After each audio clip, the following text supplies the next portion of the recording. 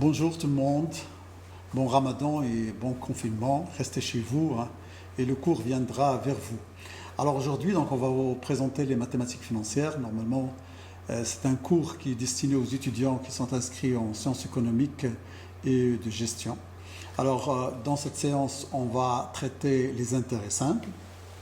Alors le système des intérêts simples, donc, c'est le système qu'on applique pour les opérations financières de court terme. Alors, qu'est-ce qu'on entend par l'intérêt? En fait, l'intérêt, c'est la rémunération d'un placement d'argent versé par l'emprunteur au profit du prêteur. Il est appelé aussi le loyer de l'argent prêté. Alors, l'intérêt, il est dit simple lorsqu'il est calculé à chaque période seulement sur la base de la somme prêtée ou sur la base de la somme empruntée. Alors, la formule que vous connaissez peut-être... tout le monde la connaît, c'est l'intérêt est égal au capital prêté ou emprunté multiplié par le taux multiplié par N. Le T ici, c'est un taux d'intérêt annuel. Le C, c'est le capital placé ou emprunté. Le N, c'est la période de placement annuel. Alors, les opérations à intérêt simple, alors nous avons, si la période est annuelle, alors nous avons la formule suivante. Donc, le capital qu'on multiplie par le T, du taux d'intérêt qu'on multiplie par la période. Alors, dans le cas où la période de placement ou la période de crédit, c'est une période mensuelle, donc on convertit le taux d'intérêt annuel en taux d'intérêt mensuel. Alors, dans le cas où la période de placement, c'est une période journalière, donc on utilise la formule de l'intérêt consacré donc à la période journalière. C'est le capital fois le taux fois la période divisé par 360 pour convertir le taux annuel en taux d'intérêt journalier. Alors on va faire tout de suite trois petites applications. Alors la première application, vous avez une somme d'argent de 8000 dirhams placée pendant 1 an et demi au taux d'intérêt de 10%. Alors si on veut calculer l'intérêt, il suffit donc de prendre le capital emprunté, qu'on va multiplier par le taux d'intérêt fois la période. Donc là, nous aurons 1200. Alors, donc, une institution qui a fait un emprunt, ou une personne qui a fait un emprunt de 8000 dirhams, pour une période d'1 an et demi avec un taux d'intérêt de 10%, donc il doit payer 1200 dirhams comme rémunération de ce emprunt. Alors, deuxième application, donc si maintenant la période, c'est la même application, sauf que la période de placement ou de crédit est égale à 6 mois.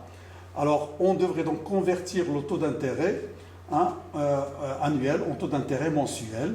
Donc, nous aurons 400 dirhams sur une période donc, de 6 mois. Il faut donc payer, en contrepartie de l'emprunt de 1000 dirhams, il faut payer 400 dirhams.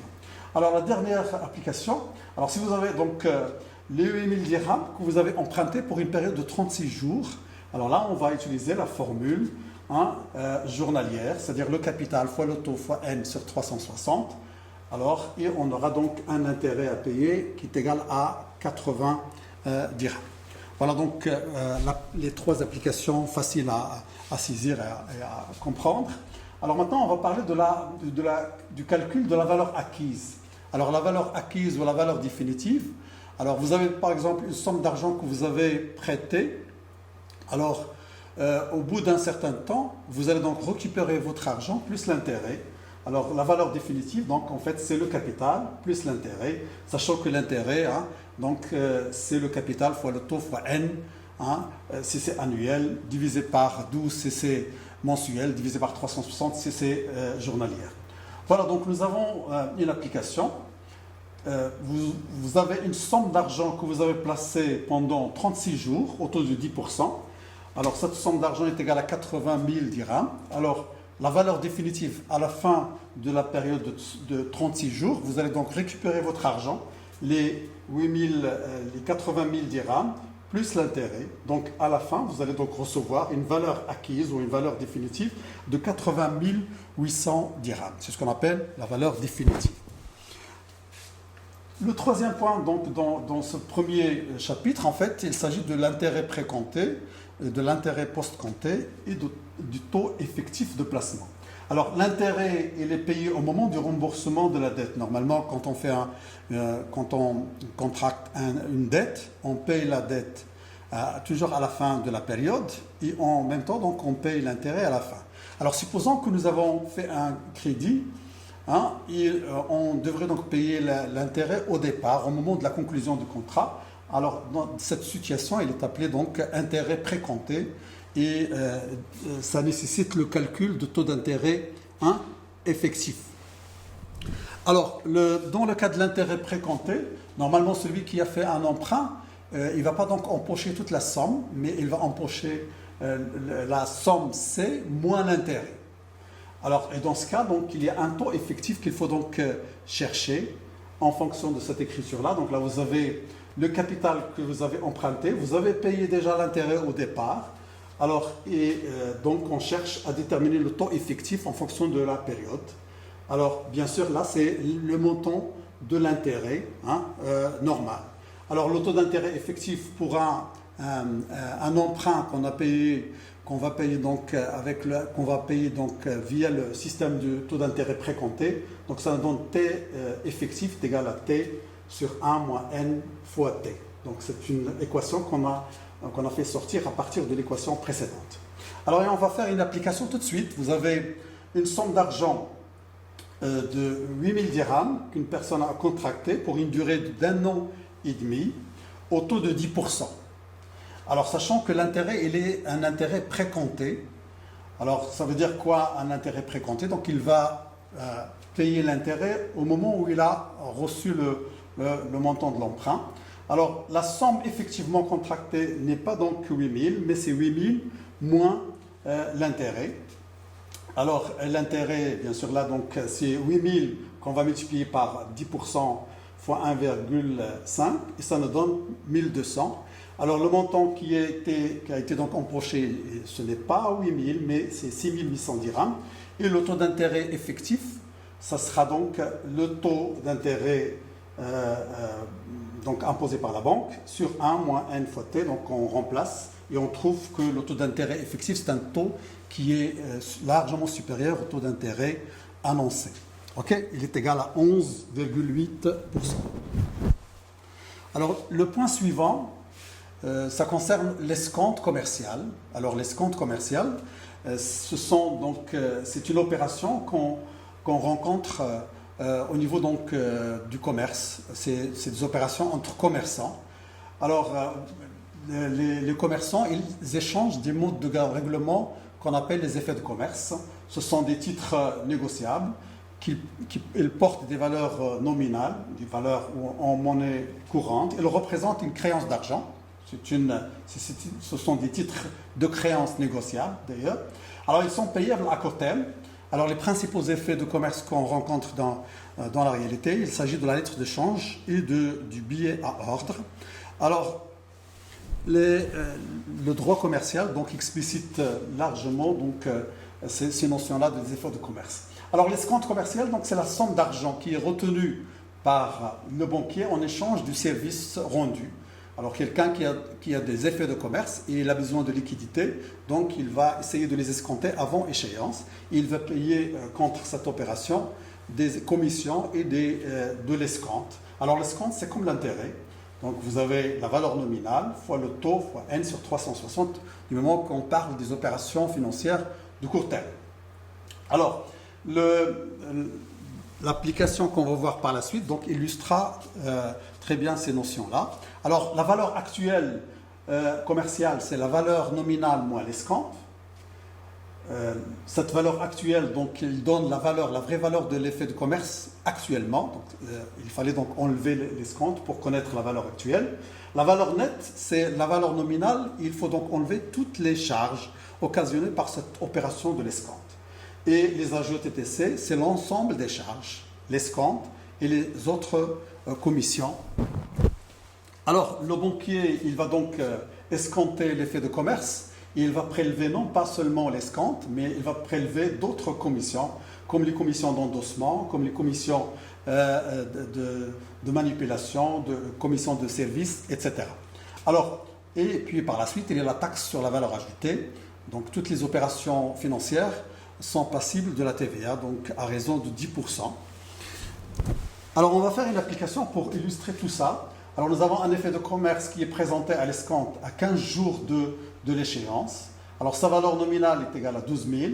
L'opération d'escompte elle est soumise aux conditions suivantes. Vous avez le taux d'escompte, c'est 12%. Commission d'endossement, c'est 0,6%. Commission indépendante du temps, c'est 1 sur 8% de la valeur nominale. Les commissions fixes, c'est 8 dirhams par opération d'escompte. Et vous avez la TVA, c'est 10%. Alors les questions qu'on pose, c'est le calcul de l'escompte, le calcul de la valeur actuelle, le calcul de toutes les commissions, c'est-à-dire les ajouts TTC, et la valeur nette de l'effet, ainsi que le taux réel d'escompte. OK? Voilà donc ça c'est les données. Alors on va passer directement donc au calcul de l'escompte. Alors l'escompte c'est la valeur nominale fois le taux d'escompte fois n sur 360, c'est la formule de l'intérêt. Hein, on a changé juste le C par Vn. Alors ça nous donne une valeur qui est égale à 60 dirhams. Donc ça c'est la valeur de l'escompte. La valeur actuelle donc ça sera la valeur nominale qui est égale à 12 000 moins 60. Alors, donc, si seulement il y a cette charge qui est payée par celui qui veut escompter un effet, donc la vraie valeur actuelle, ça sera 11 940. Mais donc il va payer d'autres charges. Ces charges-là, donc, ce sont ce qu'on appelle la GOTTC. Alors, c'est l'ensemble des charges plus l'escompte. L'escompte plus la commission d'endossement, commission indépendante du temps, commission fixe plus la TVA, bien sûr. Alors la commission d'endossement, ça se calcule de la même manière que l'escompte ou l'intérêt. Alors, donc, tout calcul fait, donc on va trouver 3 dirhams. La commission indépendante du temps, donc il est basé seulement sur, il est proportionnel à la valeur nominale. Et on va la multiplier par le taux de la commission indépendante du temps. Donc on trouve les 15 dirhams. Et pour les commissions fixes, vous avez 8 dirhams par opération d'escompte. Alors les ajouts TTC, donc c'est l'ensemble des charges. Et bien sûr, les ajouts TTC, c'est l'ajout hors taxe plus la TVA. Et la TVA, donc pour calculer la TVA, donc, on prendra les ajouts hors taxe et on les multiplie par le taux TVA. Alors, et comme ça, donc, on aura les ajouts TTC, c'est l'ensemble des ajouts hors taxe plus la TVA. Alors, la TVA, en fait, donc ça se calcule sur la base des ajouts hors taxe. Alors, les ajouts hors taxe, donc là, vous avez la commission d'endossement, vous avez l'escompte, vous avez la commission indépendante du temps, et vous avez la commission fixe, c'est 86 dirhams. Alors la TVA c'est 10%, donc ça nous donne 8,6 comme taxe sur la valeur ajoutée. Et les ajouts TTC, ça sera les ajouts hors taxe plus la TVA, ça nous donne 94,6. Ça c'est le montant des dépenses occasionnées par l'opération de l'escompte. Alors maintenant pour la valeur nette. La valeur nette ce n'est rien d'autre que la valeur nominale moins tous les ajouts. Moins toutes les commissions, toutes les charges. Alors, ça sera, la valeur nominale, c'est 12 000, moins l'ajout TTC, 94,6, ça nous donne 11 905,4.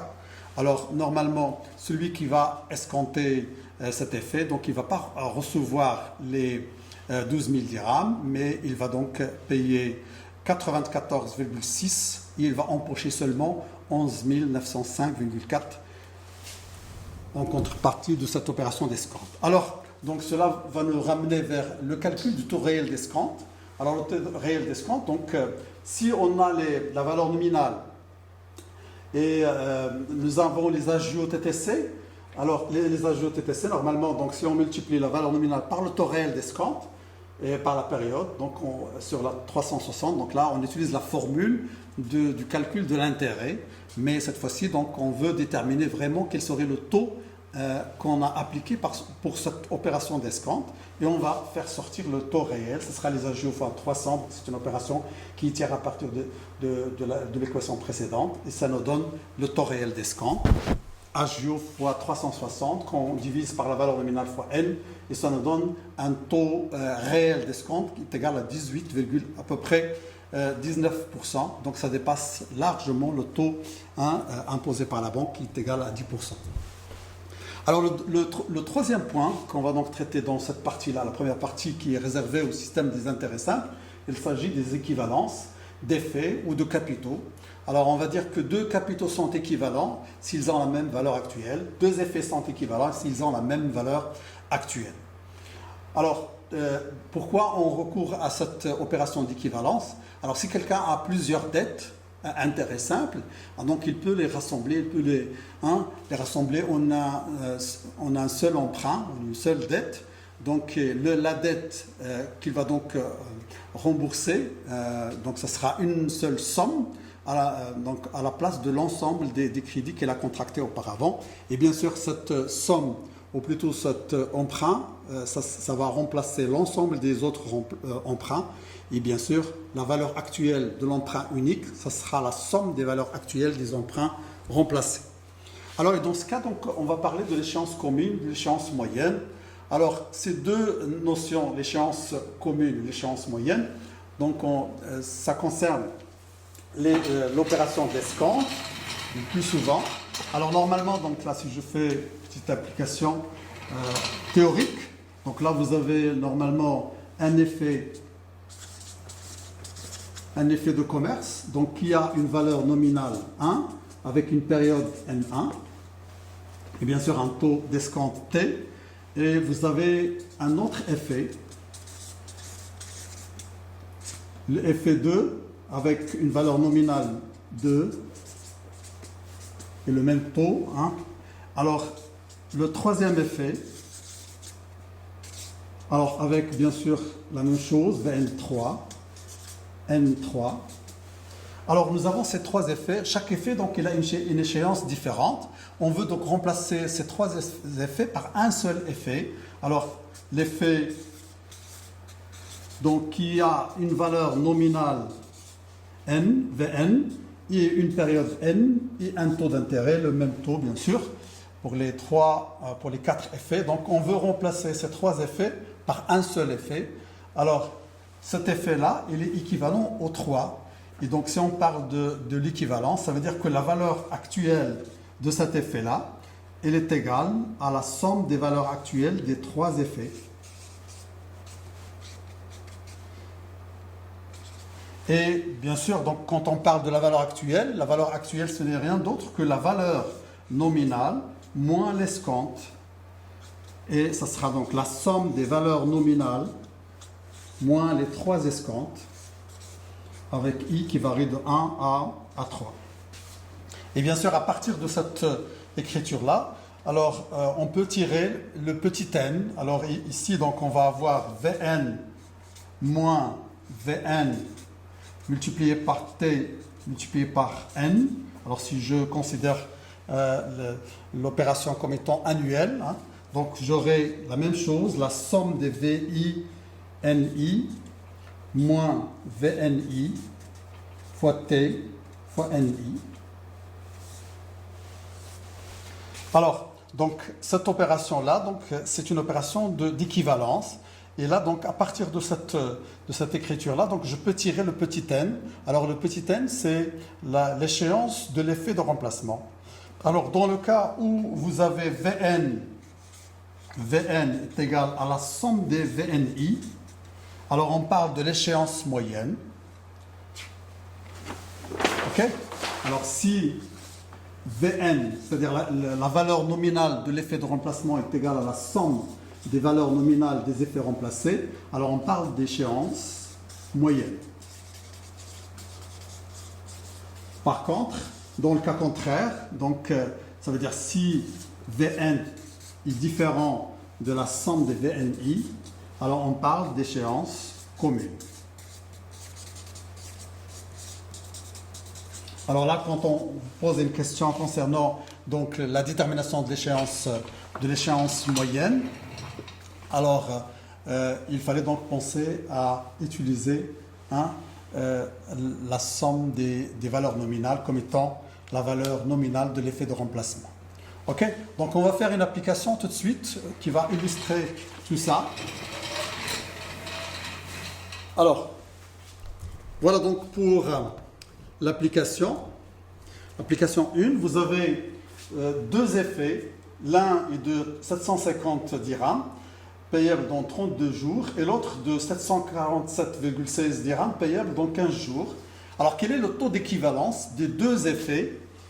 Alors ça, donc, on peut appliquer la formule de tout à l'heure. Hein. Alors, normalement, nous avons deux effets seulement. Donc, vous avez l'effet 1 qui est équivalent à l'effet 2. Alors, on n'a pas donc 3 comme tout à l'heure, je l'ai montré dans l'application théorique. Alors, vous avez deux effets qui sont équivalents. Alors, ça veut dire que la valeur nominale du premier effet, moins l'escompte, est égale à la valeur nominale du deuxième effet, moins l'escompte. Alors, là, vous avez Vn1 moins Vn1 fois T fois N1, qui est égal à Vn2 moins Vn2 fois T fois N2. Alors là, on cherche, dans cette application, on cherche à déterminer le T. Alors, et nous connaissons bien sûr Vn1, Vn2 et le N1 et le N2. Donc, il suffit, donc là, c'est une équation à une inconnue, donc qu'il est facile de déterminer à partir donc, de l'équation d'équivalence. Voilà donc, là vous avez les données, vous avez là l'effet 1, il est équivalent à l'effet 2, donc la valeur actuelle de l'effet 1 est égale à la valeur actuelle de l'effet 2, et donc là vous avez une équation à une seule inconnue, c'est le T, donc si on le cherche, on va trouver une valeur approximative de 8%. Ok. Voilà donc la première application. Pour la deuxième application, quelle est l'échéance moyenne de 4 effets de 2000 dirhams, 3500, 2800, 1900 qui sont payables respectivement, respectivement dans 54 jours, une journée, 75, 28, etc. Et la date d'équivalence, c'est le 6 mai. Donc aujourd'hui, on veut, à partir d'aujourd'hui, on veut déterminer l'échéance de l'effet unique. Tout à l'heure, je vous ai montré théoriquement. Maintenant, donc, c'est l'application. Alors, comment on va faire? Alors, vous avez la valeur nominale de l'effet 1, la valeur nominale de l'effet 2, les périodes correspondantes. Et vous avez donc la question qu'on a posée, quelle serait la période ou l'échéance commune ici, ou l'échéance moyenne, ça dépend. Donc là, nous avons posé la question de l'échéance moyenne. Alors, l'échéance moyenne, si nous avons l'échéance moyenne, ça veut dire que la valeur nominale de l'effet de remplacement sera la somme des valeurs nominales des effets remplacés. Alors, donc, la première des choses, il faut chercher Vn. Du moment qu'on a l'échéance moyenne, donc l'échéance moyenne, ça veut dire que la somme des valeurs nominales est égale à la valeur nominale de l'effet de remplacement. Alors, pour le n, alors il faut le déterminer à partir de cette écriture que nous avons donc déjà auparavant, nous avons fait dans l'application de tout à l'heure. Alors, vous voyez donc dans cette écriture-là, nous avons Vn moins Vn fois T fois N. On va chercher le petit n. Ok. Alors, le petit n, du moment que nous avons l'échéance moyenne, donc on aura. Alors, nous avons Vn moins Vn qu'on va multiplier par le T fois N, qui est égal à la somme des Vni, moins la somme des Vni, qu'on va multiplier par le T, qu'on va multiplier par les Ni.